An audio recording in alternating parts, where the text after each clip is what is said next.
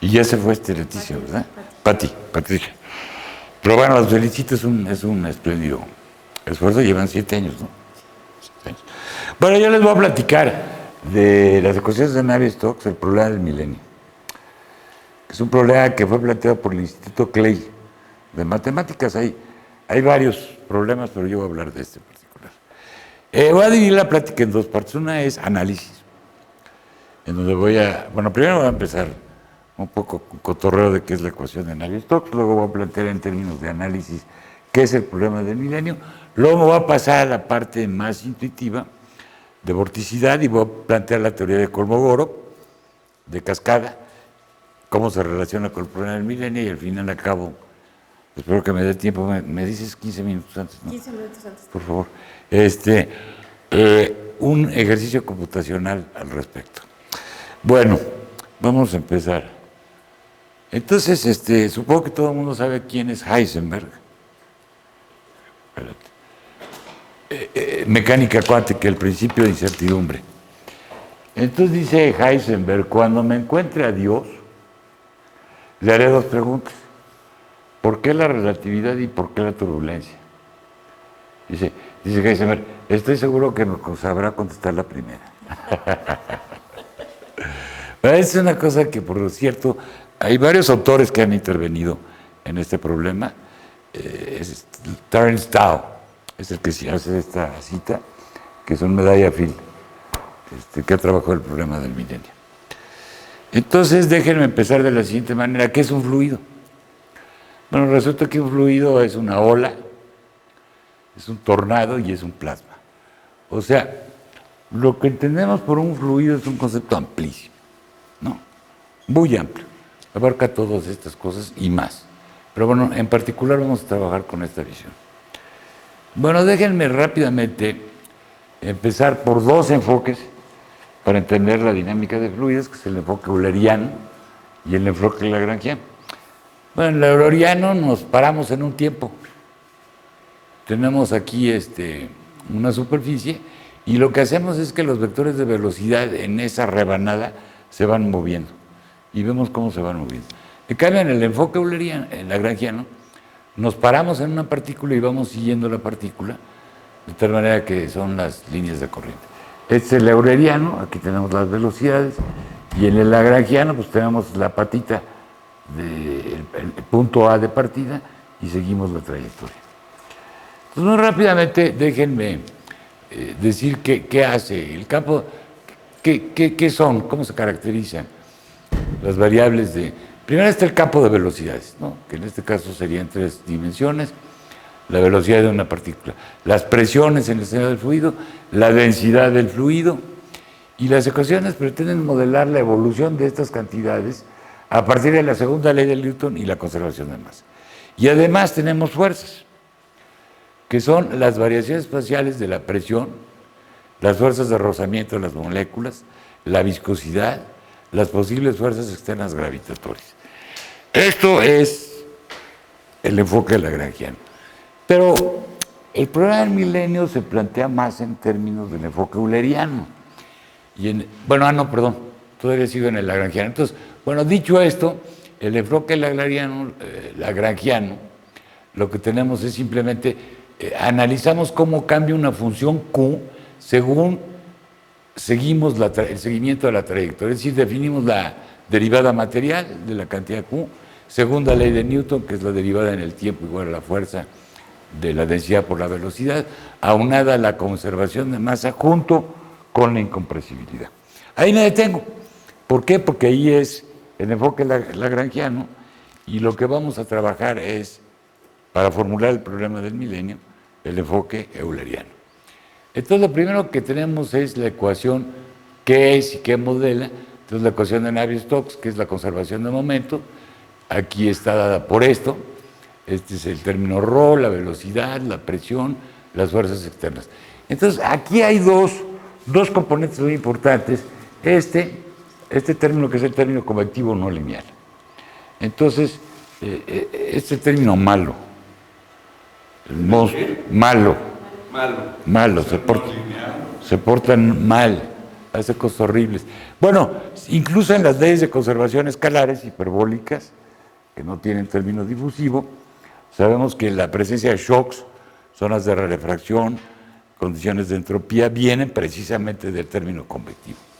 Y luego acá tenemos el término viscoso, es el término hiperbólico, es el término viscoso, es el laplaciano de la función U, y este es un término que suaviza la solución. Es decir, mientras la viscosidad, el coeficiente de viscosidad aumenta, el fluido se comporta más regularmente. Mientras la viscosidad disminuye, el término convectivo no lineal aumenta y el fluido se vuelve más turbulento. Entonces, bueno, en términos matemáticos lo que ocurre es que si hacemos muy igual a cero, esta es la parte parabólica de la ecuación, esta es la parte hiperbólica.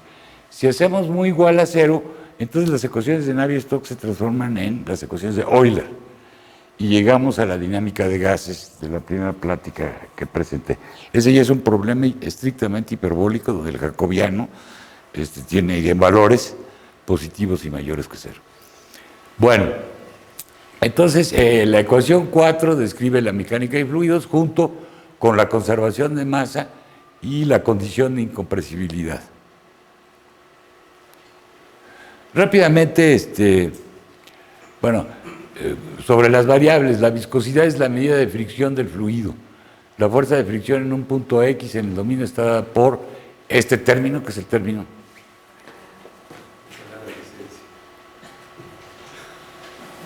A ver, saquen la cartera. Bueno, es el término viscoso. Luego la presión del fluido en un punto X, en un tiempo T, entonces menos el gradiente de P representa la dirección de las partículas en un punto X que se mueven a una zona de menor presión. La densidad del fluido, que es densidad constante para un fluido incompresible. Tenemos las fuerzas externas, que ya hablé, pueden ser fuerzas gravitacionales, etc. ¿Qué es y qué modela? Bueno, un fluido incompresible es que la divergencia de U es igual a cero. Por ejemplo, si ustedes meten agua en una jeringa de vidrio y la aprietan, se rompe. Si ustedes meten aire en una jeringa de vidrio y la aprietan, no se rompe. Bueno, sí se rompe, depende en cuánto apriete, pero se aplasta. Entonces la incompresibilidad lo que nos está diciendo es que no se apachurra. El fluido si es incompresible en todos los términos de eulerianos o los de gases se van o se reducen muchísimo, ¿no? Exactamente. O desaparecen. Exactamente. Bueno, cuando la mu, que es el término viscoso, tiende a cero, pasamos a la dinámica de gases. ¿A eso te referías? No, la primera, si hay incompresibilidad, sí. Los términos malos se hacen, pues desaparecen. Para allá vamos, en 2 dimensiones sí, luego no. Es buena observación, pero déjame, porque en 3 dimensiones no. Bueno, entonces están las ecuaciones de Euler, un fluido homogéneo es que la densidad es constante y un fluido ideal las 3 condiciones anteriores. Bueno, hasta ahí llegamos, ¿no? La parte es una introducción muy general. Y la primera pregunta es, bueno, ¿y estas cosas funcionan? Pues sí funcionan. Ahí tienen un avión supersónico. En este caso estoy tomando las ecuaciones de Euler hiperbólicas no lineales. Y lo que está formando aquí es un shock. Un shock es una discontinuidad en la solución. En una dimensión, por ejemplo, es la condición de Rankine-Hugoniot, la condición de entropía, etcétera, etcétera, se capturan. Ahora, ¿por qué sí funcionan? Bueno, porque si no sabemos dónde está el shock y no lo podemos calcular, el avión o se cae. Entonces, y esto lo hacen los ingenieros, por cierto. Los ingenieros son los que resuelven esto. Entonces, le puse en rojo, entonces, ¿cuál es el problema? O sea, si sí funcionan y funcionan maravillosamente en dinámica de fluidos, en cambio climático, en dinámica de gases, etcétera, entonces, ¿cuál es el problema? Bueno, el problema es la regularidad global de las soluciones, es decir, vamos a ir avanzando hacia lo que es el problema del milenio. Yo voy a plantear un problema de Cauchy, un problema de Cauchy es en todo el plano. Y bueno, ¿qué condiciones de frontera? Yo doy unas condiciones iniciales. Y digo, bueno, ¿se comporta regular la solución? o va a haber un punto en que hay una singularidad y empieza a operar la turbulencia. Entonces, ay caray, espérame. Uy. Entonces, bueno, resulta que la regularidad global de las soluciones de la ecuación de Navier-Stokes, que es el problema del milenio, yo quiero saber qué tan regulares son las... Bueno, en 2D sí se conocen. Y fíjense, este resultado fue formulado por Jean-Pierre Leray en su tesis doctoral en 1933. Desde entonces se plantea en 3 dimensiones y no se ha logrado. Ahora, ¿quién ha intervenido para tratar de resolver el problema en 3 dimensiones? Pues todo el mundo. Es decir, Kolmogorov, Terence Tao, que es medalla Phil, Ladizinskaya, toda la escuela rusa. Entonces la primera pregunta es, ¿por qué en 2D sí se pudo? Claro, Leray es un genio, es decir, toda la literatura lo reconoce como un cuate de una brillantez absoluta. Ahorita van a ver por qué. Pero ¿por qué después de 1973 hasta ahora gentes tan brillantes han participado en 2D sí y en 3D no? Eso es lo que voy a responder ahorita. O tratar de.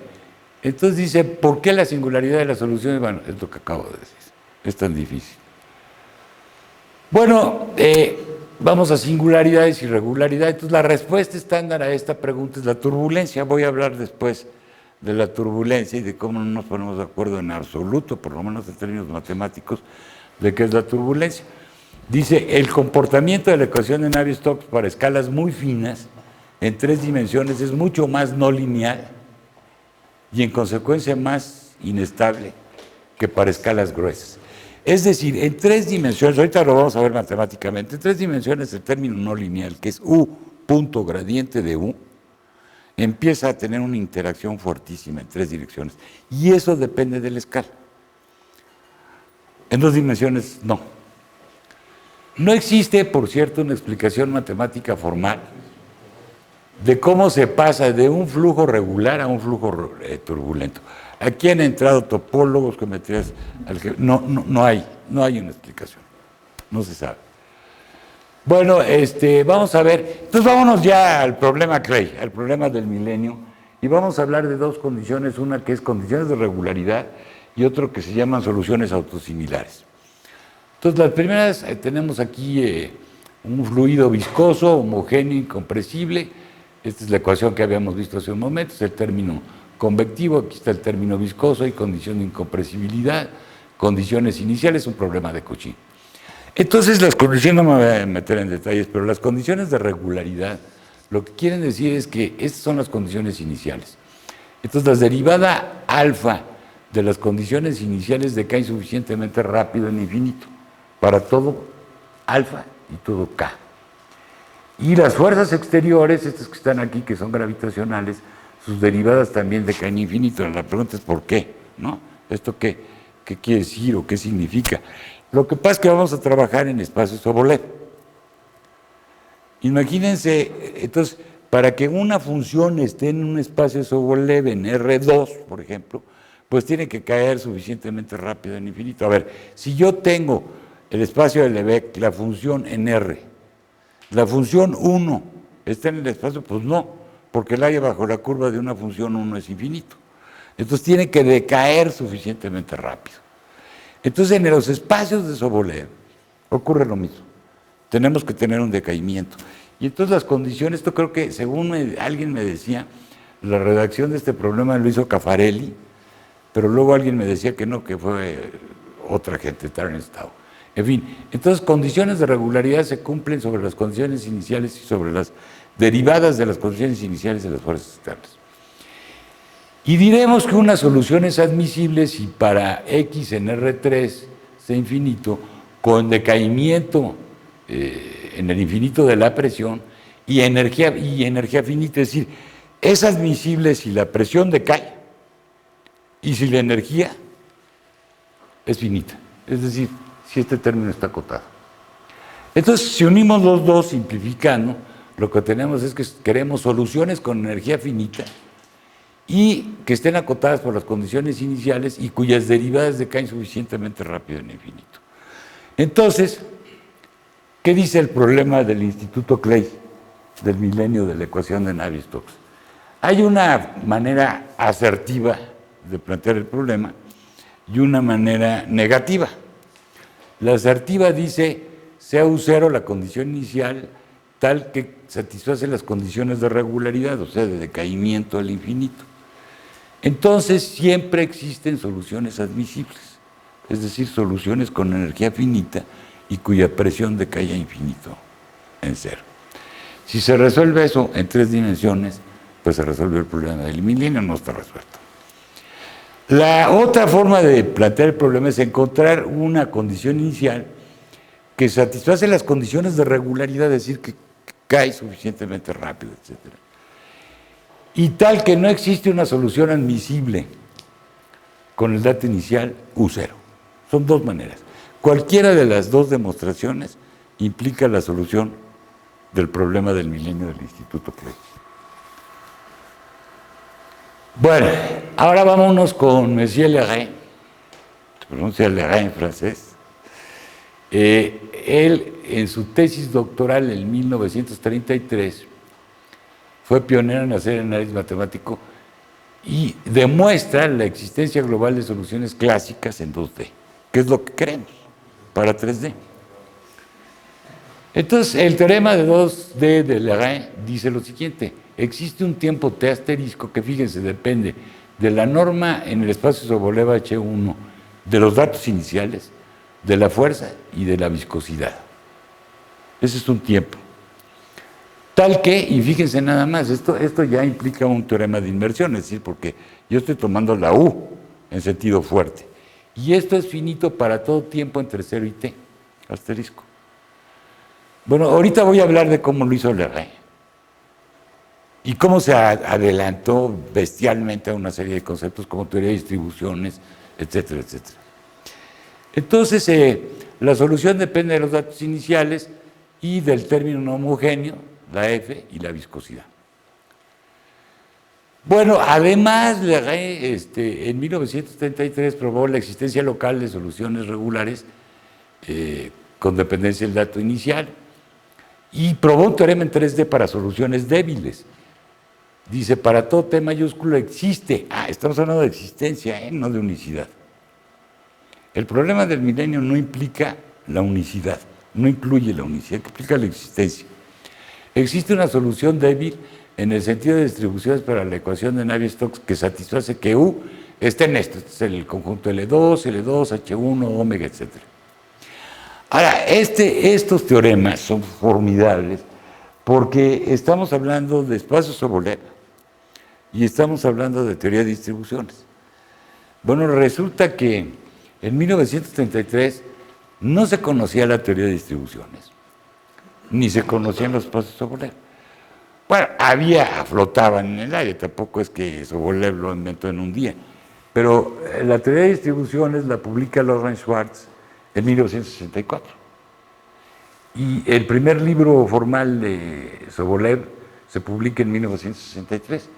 Y este cuate habla de soluciones débiles en 1973. ¿Qué fue ese primer libro? ¿Cómo? ¿Cuál fue ese primer libro? ¿El de Sobolev? Es el propio Sobolev. Es Sobolev. Él publica el primer libro donde introduce esos espacios en 1963.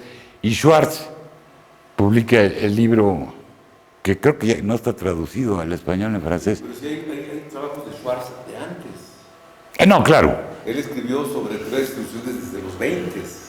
Sí, pero la solidez de la teoría está hasta después, hasta 64, que es cuando publica. Por eso digo... Uno de 1923. ¿Cómo? De Schwartz. Sí, desde luego estaba en el aire, pero no había esto. Y tan es así que, por ejemplo, Leray no habla de soluciones débiles con ese nombre. Ni había funciones de soporte compacto, ni había las funciones temperadas, etcétera, de Schwartz. Eso no se había planteado. Ya nos explicas el Yoshida, ¿no? Ahora después, ya va. Bueno, entonces, bueno, ok, entonces, El problema esencial que se plantea en el problema del milenio es, pues, un problema de existencia. El problema de unicidad de las soluciones débiles de la ecuación de Navier-Stokes en 3 dimensiones es un problema abierto. Y ahí sí no hay nada. Ahí sí hay muy poco. Bueno, entonces, ¿por qué es tan difícil 3D? Queremos encontrar una solución admisible en 2D y en 3D, es decir, una solución de energía. Este es un esquema que me voy a saltar. Vamos a empezar, entonces, estimación local de las cotas de Navier-Stokes, y voy a empezar en 2D, para explicar un poco la idea. ¿Cuánto llevo? Apenas 20 minutos. Ok. Bueno, entonces vamos a hacer estimación local de las cotas. Entonces lo que vamos a hacer es multiplicar la ecuación de Navier-Stokes. Aquí va a ser muy simple, por U, e integramos. Y obtenemos esta ecuación de acá, ¿verdad? Este es el término no lineal multiplicado por U, esta es la presión, etc. Ahora, fíjense, aquí está la parte importante, quizás más clara de por qué en 2D sí se puede y por qué en 3D. Ahorita vamos a ver por qué en 3D se dificulta. Dice, integrando por partes y usando la condición de incompresibilidad, tenemos dos igualdades. Una, este término es igual al término de presión y es igual a cero. Es decir, hay una cancelación del término no lineal y hay una cancelación del término de presión. Eso ocurre en 2D, en 3D van a ver que no. Entonces, ¿qué quiere decir eso? Pues que nada más queda este término, queda este y queda este término de acá. Entonces, si hacemos F igual a 0, o sea, no hay fuerzas, no hay fuentes, entonces tenemos esta ecuación. Ahora integramos en el tiempo, tenemos esta ecuación de acá. Fíjense cómo si la viscosidad es 0, entonces lo que me está diciendo es que hay conservación de energía.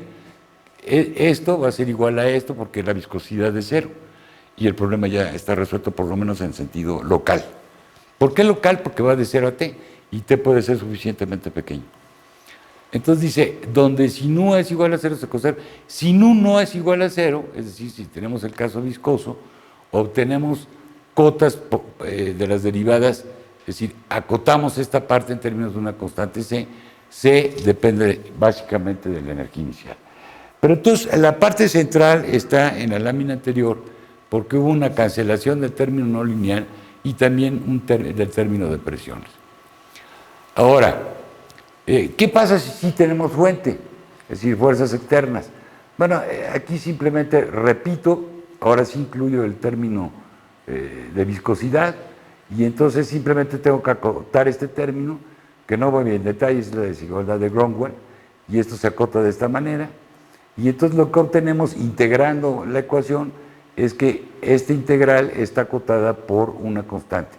La constante depende de la condición inicial, la fuerza, la temperatura y la viscosidad. Y logramos localmente acotar la energía en la norma L2 y sus derivadas. Entonces, el problema que se nos plantea ahora es cómo obtener la regularidad global en el sentido fuerte de la solución de Navier-Stokes. Hasta aquí esto es débil, todo en sentido distribucional. Entonces, en las láminas anteriores lo que logramos fue acotar esto, es decir, la integral de 0 a t de la energía, esta es la norma L2, y esto es igual a esto, y esto está acotado en términos c. Lo que queremos ahora es encontrar una cota que no depende de la integral de 0t en el sentido fuerte, que sería la norma L2 del gradiente de la función u, es decir, para todo t. Bueno, en este caso, en caso de que se puede decir la diferencia, bueno, aquí va a resaltar brutalmente la diferencia entre R2 y R3. Dice, el punto central es que en el caso anterior se elimina el término no lineal debido a la integración por partes y a la incompresibilidad, mientras que en el caso de 3 dimensiones no. Luego voy a regresar a eso con más concretamente y más sencillo. Para ello necesita, como no se elimina el término no lineal en 3 dimensiones, ya vimos que en 2 sí, entonces lo que necesitamos es acotar este término. Este es el término de convección, U gradiente de U, y acabamos de multiplicar por el gradiente de U, y esto hay que acotarlo. Entonces multiplicamos la ecuación, quitamos las fuentes, multiplicamos por el gradiente de U, integramos, obtenemos esta ecuación. Bueno, esto era lo que se cancelaba en 2 dimensiones por el concepto de incompresibilidad. Pues aquí no. Ahora vamos a tratarlo de otra manera. Lo que agarramos es el término no lineal y aplicamos una desigualdad de Holder aquí y me da esto. U, el gradiente de U, el laplaciano de U, todo en L4. Quizá esta es la parte, una de las láminas más importantes de esta conferencia, que son las desigualdades de interpolación de Leidy-Senskaya, que lo que nos dice es que si yo tengo una función en L4, en 2D está acotada de esta manera, y en 3D está acotada de esta manera. Ahora fíjense en 2D que tenemos L2 a la 1 medio.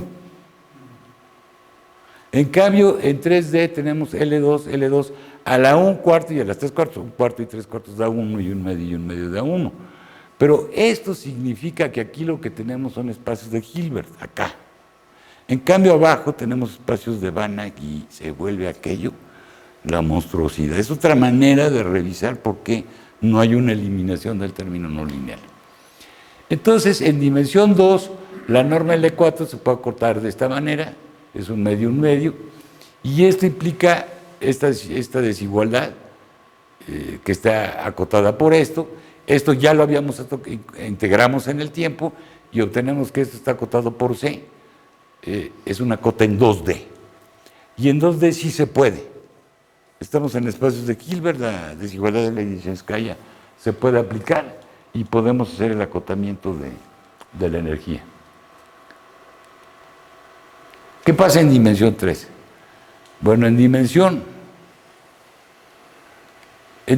3, la norma L4 está acotada por esto, lo que había mencionado, 1 cuarto y 3 cuartos. Nos impide obtener una desigualdad similar a la dimensión 2. Como consecuencia, bueno, y aquí usamos otra desigualdad, que es la de Garillo-Nirenberg, obtenemos esto. Es decir, quiero acotar la derivada de la energía en términos de este término de acá. El problema, que es lo que hicimos antes, el problema es cómo acoto, bueno, si integro, como integré en las ocasiones anteriores, integro de 0 a t, se me va la derivada de este lado, me queda simplemente la norma L2 del gradiente de U, es decir, la energía, y el problema es cómo acoto esto. Bueno, este es el problema del milenio, es decir, si alguien de los presentes logra acotar esta desigualdad, que es una integral hipersingular monstruosa. Yo hablé con Salvador Pérez Esteve y con varios cuates analistas y me dicen, pues órale. Bueno, pues se ganan $1 millón y además mucho prestigio, porque es la solución del problema del milenio. Bueno, aquí termino esta parte de análisis, nada más quiero, esto es muy incompleto, pero la existencia local hace la red, en 34 en una serie de trabajos, la existencia global también otra vez la red, Cato, Leidy-Senskaya, etcétera. Existen soluciones débiles otra vez de la red, y otros autores. Hay criterios, el blow-up es el estallido, eso voy a hablar ahorita en un momento, es la emergencia de una singularidad. Aquí es la red, Leidy-Senskaya, etcétera, que quiere decir que si esta cosa, la energía, tiende a infinito, existe una singularidad en el tiempo t, y luego hay otros resultados de existencia de una singularidad equivalente en el punto de la singularidad. Entonces, bueno, aquí me faltó, por ejemplo, el trabajo de Caffarelli, que es una maravilla de trabajo, porque lo que hace es pasar la ecuación de Navier-Stokes a un problema fraccionario para tratar de resolverlo, no hablar de eso. Y muchos otros autores. Bueno, problemas abiertos, unicidad de soluciones, ni siquiera en el concepto débil se conocen. En el caso de la ecuación de Navier-Stokes no se tiene idea. Y la existencia global de soluciones fuertes en 3 dimensiones, pues es el problema del milenio. No sabemos nada. Bueno, aquí me paro y me brinco a otro lado. Me voy aquí, hasta aquí vimos desde el punto de vista del análisis maravilloso, precioso, porque ya vimos una desigualdad que nos dan $1 millón. Pero a veces es conveniente brincar a otros esquemas. Desde el punto de vista del analizador, el problema es garantizar la regularidad de las soluciones. Pero ¿qué se puede decir desde un punto de vista más intuitivo? ¿Por qué el problema reviste esta complejidad? Y entonces aquí me voy a citar al gran Leonardo da Vinci, que creo que todos conocemos. Y fíjense lo que opinó en 1510. Dice, observen el movimiento de la superficie del agua, que se asemeja al cabello, que tiene dos movimientos, de los cuales uno es causado por su propio peso, el otro por la dirección de los remolinos. Por tanto, el agua tiene movimientos rotatorios, una parte de los cuales se debe a la corriente principal y la otra a un movimiento inverso aleatorio. Por cierto, esto varios autores lo han retomado en varias pláticas. Obviamente no sabía lo que era la ecuación de Navier-Stokes ni la turbulencia, pero es una cita muy bonita y hasta con su dibujo y todo. Entonces, como Leonardo da Vinci observó el régimen turbulento, se caracteriza por la aparición de remolinos, torbellinos a muy diversas escalas espaciales. Y ahí vamos a entrar hacia Kolmogorov y vamos a entrar en otra dimensión. Dice, la aparición de estructuras rotantes en el seno de un campo vectorial sugiere la introducción de un operador vectorial clásico que la caracteriza, el rotacional. Entonces, ¿qué vamos a hacer? Bueno, vamos a definir lo que es la vorticidad. La vorticidad va a ser el rotacional de una función U, que en 3 dimensiones es un vector de 3 componentes. ¿Cómo es eso? ¿Lo dijo Leonardo da Vinci? ¿Cómo? ¿Eso lo dijo Leonardo da Vinci? Lo del rotacional, no. Nada más lo que estaba entre comillas. Es como remolinos, exactamente. Bueno, entonces introducimos esto que es elemental, pero sí quiero hacer una observación. Por ejemplo, si el rotacional de un campo es 0, pues el campo se comporta de esta manera. Pero si el rotacional, la vorticidad es distinta de 0, entonces nos da una medida de cómo van las líneas de velocidad y qué tantos remolinos hay. Por cierto, lo saqué del periódico hace poco, de estos tifones horribles del Atlántico, y me gustó mucho, y aquí hay muchos remolinitos, no sé si un chorro de escalas. Bueno. Entonces, la ecuación de Navier-Stokes en términos de la vorticidad, bueno, definimos esto, que es la vorticidad, el rotacional de U, el fluido en 2 dimensiones. Entonces, fíjense, aquí hay una diferencia importante, otra vez brinca 2D de 3D. En 2 dimensiones, ¿qué tenemos? Bueno, tenemos la componente U1, U2, 0, de modo que la vorticidad, el rotacional de la función U, en 2 dimensiones la vorticidad es un escalar. En 3D, no. Ahí vuelve a brincar. Entonces, la ecuación de Navier-Stokes en términos permite, para determinar cómo evoluciona la vorticidad en el tiempo, tomamos el rotacional de la ecuación. Entonces, en 3 dimensiones tenemos un sistema de ecuaciones, que es este. Mientras que en 2 dimensiones tenemos una sola ecuación escalar. Aquí hay un sistema, aquí hay una sola ecuación escalar. Ahora, si se fijan, el término que desaparece en 2 dimensiones es que este es el término malo, es el término que teníamos como convectividad no lineal en el caso anterior. Aquí es la vorticidad por el gradiente de la función U, y aquí desaparece. En cambio, aquí sí. Entonces, bueno, este término de aquí se llama término de estiramiento de los vórtices. Para la ecuación en 3 dimensiones presenta una diferencia crucial, tanto física como matemática. Este es nuevamente el término del $1.000.000. ¿Cómo acotar esto? Debido a su presencia, no es posible saber si la solución en 3 dimensiones existe o no para todo tiempo.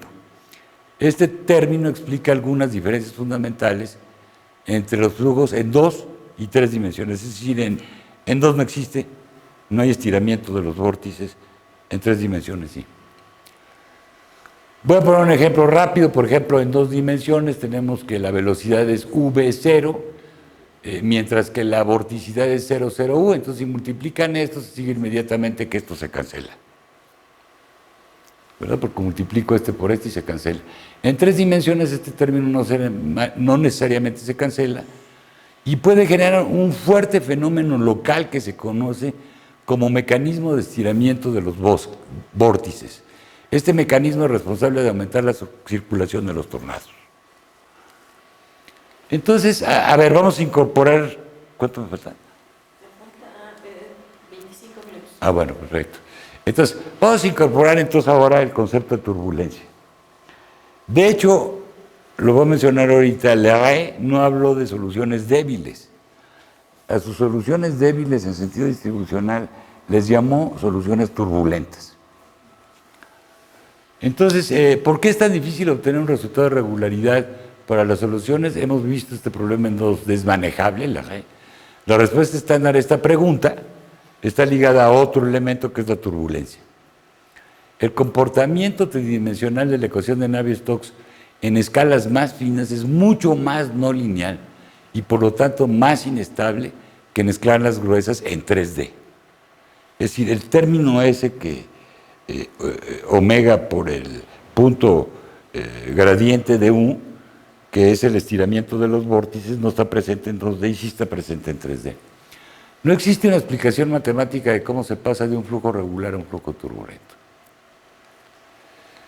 Bueno, este es Richard Feynman, premio Nobel de Física, uno de los campeones. No sé si conocen los Lectures on Physics de Richard Feynman. Y dice, la turbulencia es considerada hasta nuestros días como uno de los últimos problemas no resueltos de la física clásica. Ahora, en 1998, Salomon dice que se trata de un problema. Resumió de forma elegante los elementos centrales que caracterizan la turbulencia. Dice, cualquier aspecto de la turbulencia es controversial. Incluso la definición de un fluido turbulento es motivo de desacuerdo. Sin embargo, casi todo el mundo parece coincidir con algunos elementos que describimos a continuación. Primero, la turbulencia requiere de la presencia de vorticidad. Un flujo irrotacional es suave hasta que las condiciones de frontera lo permitan. Un flujo turbulento tiene una estructura compleja que involucra un amplio espectro de escalas en el espacio y en el tiempo. Y aquí voy a brincar al ratito a Kolmogorov. Los fluidos turbulentos exhiben un alto grado de aleatoriedad aparente y de desorden. Sin embargo, una inspección cuidadosa revela la presencia de estructuras coherentes inmersas en el flujo. Los fluidos turbulentos tienen un alto grado de disipación, los trazadores se mezclan rápidamente en los fluidos turbulentos y bueno, una propiedad fundamental de la turbulencia es que es caótica y no me vamos a meter aquí, en esta parte de la generación del caos en la turbulencia. Bueno, la presencia de singularidades fue conjeturada por Jean Larrey como posible explicación del fenómeno de la turbulencia. De hecho, Larrey llamó a sus soluciones débiles soluciones turbulentas, anticipando una conexión entre las singularidades de las soluciones débiles y el fenómeno de la turbulencia. Esta es una cita de alguien que antecede a Larrey, y creo que se conocieron, pero dice, lo voy a traducir, Bohr's es remolinos. Los grandes remolinos contienen pequeños remolinos que los alimentan a partir de la velocidad. Y los pequeños remolinos tienen remolinos aún más pequeños y así sucesivamente hasta la viscosidad. A ver, en términos de la ecuación, lo que quiere decir es que tenemos el término no lineal que va generando una interacción y ruptura de los remolinos, la parte rotacional de la vorticidad. Y por otro lado tenemos el término viscoso, ¿verdad? Que era mu por el gradiente de U, por el laplaciano de U, que es la parte parabólica de la ecuación. Entonces, lo que dice es hasta la viscosidad, porque aquí lo que está viendo es una competencia entre el término que genera vórtices y los va rompiendo y el término viscoso parabólico que los va aplastando, que los va reduciendo. Y la pregunta es, ¿quién gana? Si se van haciendo cada vez más chiquitos y acumulan energía, pues llega un punto de singularidad y el problema no tiene solución. Si el término viscoso, el término que aplasta los remolinos, gana, entonces el problema del milenio está resuelto. Entonces, una explosión, un blow-up, puede ocurrir cuando una solución se desplaza energía a escalas más y más pequeñas, provocando una evolución más y más rápida que eventualmente llega a una singularidad. Esto puede ocurrir y entonces no hay solución. Bueno, rápidamente, no me voy a detener mucho, pero lo que ocurre es que las soluciones de la ecuación de Navier-Stokes son autosimilares, es decir, son invariantes ante el grupo de escalamientos. O sea, lo que quiere decir es que yo tengo lambda y tengo una solución U de la ecuación de Navier-Stokes para un tiempo t, entonces esta ecuación también es una solución de la ecuación de Navier-Stokes y esto se llama soluciones autosimilares, que es bien conocido en los problemas hiperbólicos. Las soluciones son autosimilares. Entonces, considere el parámetro de reescalamiento es grande, es decir, es mayor que 1. Entonces, podemos imaginar la transformación U a la escalada. Es como una especie de lupa de aumento que nos va mandando U a escalas, a escalas pequeñas y a una solución, a escalas pequeñas, a una solución idéntica, pero a escalas, depende del tamaño de A, pero o es una lupa de aumento. Entonces nos va llevando a escalas más pequeñas. Por ejemplo, si una solución en una escala unitaria hace algo extraño en el tiempo 1, entonces la misma solución reescalada a nivel fino tendrá un comportamiento similar en la escala espacial 1 entre lambda y en el tiempo 1 entre lambda cuadrada. Tiene el mismo comportamiento, pero se apachurró. Un blow-up o estallido puede ocurrir cuando la solución desplaza su energía, porque se van rompiendo escalas cada vez más finas, cambiando cada vez más rápido, hasta que eventualmente llega a una singularidad. De modo que tanto la escala espacial como la temporal, para la cual la evolución ha ocurrido, se contrae a cero. Eso implicaría pues, que no hay solución. Ya llegamos a un punto de no solución. Para prevenir la singularidad o el blow-up, necesitamos, por tanto, detener este movimiento de energía, que se detenga antes de que llegue al punto singular, de las escalas grandes o frecuencias bajas a las escalas finas. Entonces la pregunta es cómo lo detenemos.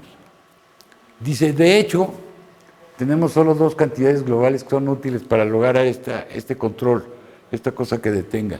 Una es la energía cinética máxima, que está dada por esto, y otra es la energía de disipación acumulada.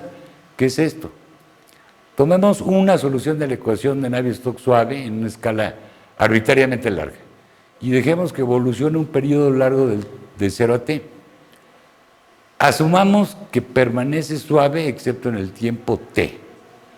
Para términos muy cercanos a t, no hay ninguna razón para esperar que la solución preserve la forma de los datos iniciales, es decir, puede estallar. El punto central es que carecemos de cantidades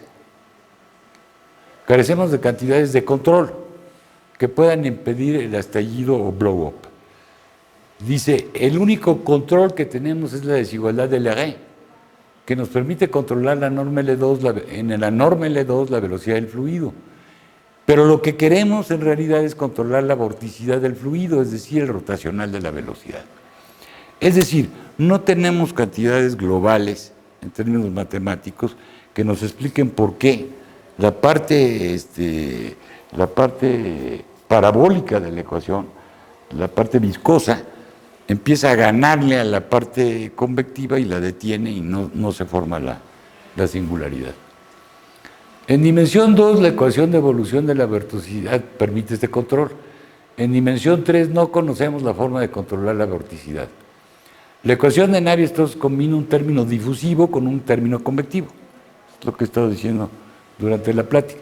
La difusión amortigua los altos gradientes, pero la convección hace que se transfiera energía de bajos a altos gradientes. El proceso convectivo, sin embargo, puede transferir energía de los pequeños a los altos gradientes a una velocidad más alta que la que amortigua la solución del proceso difusivo. Si esto ocurre, ocurre la singularidad y no hay solución. Escalamiento y singularidades. Dice, aún ahora, 80 años después de que se publicara el trabajo seminal de Larrey, no sabemos si este mecanismo de transferencia de energía entre diferentes escalas puede explicar por qué las soluciones explotan, o bien si el efecto amortiguante de la difusión del término viscoso puede detener este blow-up o esta singularidad. No lo sabemos. El argumento de escalamiento de Kolmogorov, que es una teoría fascinante, es sorprendentemente simple. Increíblemente, el argumento no toma en cuenta la compleja estructura del término no lineal de la ecuación de Navier-Stokes. El argumento se basa en una interpretación intuitiva de la contracción de los vórtices y del mecanismo de cascada de energía. Ahora, Kolmogorov es Kolmogorov, ¿verdad? Es de la escuela rusa. Entonces, si uno lee los textos de Kolmogorov, ahí te voy. Pero es una maravilla, es decir, es verdaderamente muy intuitiva la visión de Kolmogorov. Ok, ya voy a acabar. Entonces, dice, el argumento se basa en una interpretación. Ahora, Kolmogorov lo que conjetura, y esta es una conjetura, es que existe una escala lambda K, que se llama escala de Kolmogorov, que es una escala, la escala activa más pequeña del flujo. Es decir, es la escala más pequeña que es relevante para la transmisión de energía. Lo que Kolmogorov dice, yo les voy a decir que en una serie de argumentos, existe una escala a partir de la cual el término viscoso le gana al término no lineal, se detiene la concentración de energía y no hay estallido. Y eso sería la solución del problema del milenio. Bueno, resulta que además se da el lujo de darnos, en términos del número de Reynolds, del que no he hablado, pero bueno, este es el término que multiplica a la parte no viscosa de la ecuación, y nos da la expresión exacta de la escala de Kolmogorov. Ahora, resulta que esta relación es ampliamente usada en dinámica de fluidos y computacional para estimar el número de celdas que son necesarias para calcular los flujos turbulentos. Aquí nos vamos en serio, ya a escalas muy finas. Dice, por ejemplo, si uno está interesado en simular un flujo turbulento con Reynolds 1000 en un cubo unitario, L igual a 1, usando diferencias o elementos finitos, uno necesitaría considerar un tamaño de mallas del orden de LK igual a esto, que es el número de Reynolds, que es igual a esto en cada dirección, es decir, esto es aproximadamente 5.6 millones de celdas en total para resolverlo.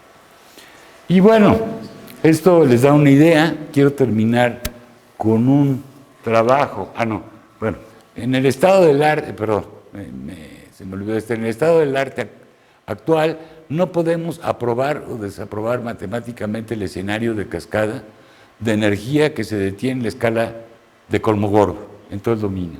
Ni podemos decir que sí ni que no. En otras palabras, en el estado actual del conocimiento no podemos desaprobar la posibilidad de que el término no lineal, el mecanismo de estrechamiento de los vórtices, sea lo suficientemente fuerte o no como para garantizar que la viscosidad lineal tenga la fuerza para detener el efecto de cascada en todo el dominio. No lo sabemos. Y bueno, ahora sí quiero terminar mi charla con un trabajo que recientemente se publicó, seguramente tú los conoces, José. Es un problema que se publicó en Science en agosto de 2017, en la revista Science, y que lo hicieron un grupo de españoles. Dice, básicamente lo que hacen es confirmar numéricamente por primera vez en la historia la teoría de Kolmogorov. Claro que ya vieron la cantidad de celdas que se necesitan, hicieron un cómputo paralelo brutal, se publicó en Science, y dice, deducen que la energía se extiende de remolinos grandes a pequeños cercanos a más pequeños. Validan la teoría de 40 años del matemático Kolmogorov, que aunque era ampliamente aceptada, ahora se prueba mediante observación directa. Por supuesto, no es una demostración abstracta, pero es la primera vez en la historia, el año 17, agosto, en el que se prueba esto. La energía de torbellinos, ay carajo, ya se fue. La energía en torbellinos de diámetro de 50 centímetros, por poner unidades, nace dentro de aquellos de 1 metro que están desapareciendo. A su vez, los de 50 centímetros de diámetro desaparecen, cediendo el paso a la energía de nuevos remolinos de 25 centímetros de diámetro y así sucesivamente. Y bueno, termino con esta preciosa gráfica. En realidad, aquí lo que está sucediendo es que es el mismo espacio, el mismo volumen de espacio, lo que cambia es el escalamiento. ¿Se acuerdan que dije que las ecuaciones de Navier-Stokes son invariantes ante escalamientos? Entonces lo que está cambiando son los escalamientos. Esto es para 200n en el escalamiento. Este es el primero. Ven cómo los vórtices se van rompiendo, se van rompiendo, se van rompiendo los torbellinos de energía contenida en 4 tamaños para el mismo instante y dentro de un flujo turbulento. ¿Cuál? La ETA es el escalamiento, perdón. Es la escala en la que vamos viendo los remolinos, cómo se van rompiendo los remolinos. Hasta este punto, y claro, esto lo hicieron con cómputo paralelo masivo, salvaje, yo no sé cuánto tiempo tardaron y pues, se publicó en Science, ¿no? Bueno, concluyo, en esta plática hemos revisado algunos conceptos sobre turbulencia y regularidad de las soluciones de la ecuación de Navier-Stokes. Dimos la formulación formal del problema del milenio para la ecuación de Navier-Stokes. Formulamos desde un punto de vista de análisis por qué la determinación de la existencia de soluciones regulares es mucho más fácil en 2D que en 3D. Revisamos la formulación en términos del rotacional, es decir, en función de la generación de vórtices, que aporta un enfoque intuitivo al problema. Hablamos sobre la formulación de Kolmogorov y las implicaciones que tiene desde el punto de vista de la física y del cómputo numérico. Espero que esta plática los haya motivado para estudiar este apasionante campo de estudio. Muchas gracias.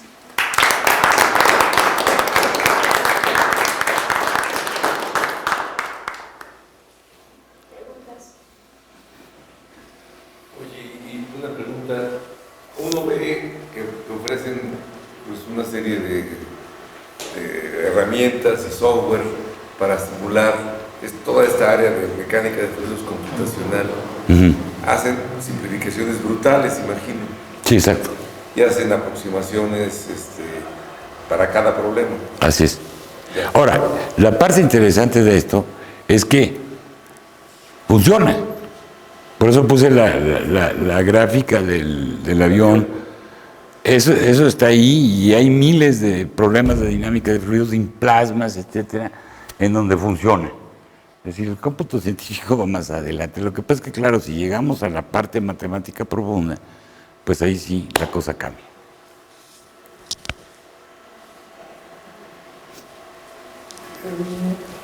En el caso 2D, por ejemplo, cuando se estaba discutiendo cómo al implementar la ecuación de continuidad, específicamente si la divergencia del campo es cero, entonces todo se facilita porque se aparecen los términos no lineales, etc. Exacto. La pregunta que hago es si esa consideración del campo incompresible, que nunca es estricta realmente, echa al traste todo esto. Bueno, sí, es buena pregunta. A ver, como está formulado el primer, es buena pregunta porque, digo, tenemos la descomposición de, ¿cómo se llama?, de Hodge, ¿no? Que todo campo se divide, ¿descomposición? No, se descompone en un término de divergencia y un término rotacional, ¿no? De Helmholtz, exactamente, de Helmholtz, ¿no? De descomposición de Helmholtz.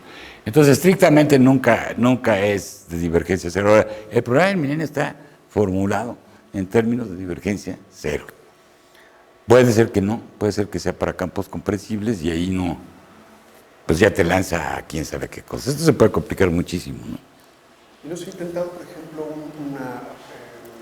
una cosa, un intento de solución, digamos, estilo expansiones asintóticas, cosas así.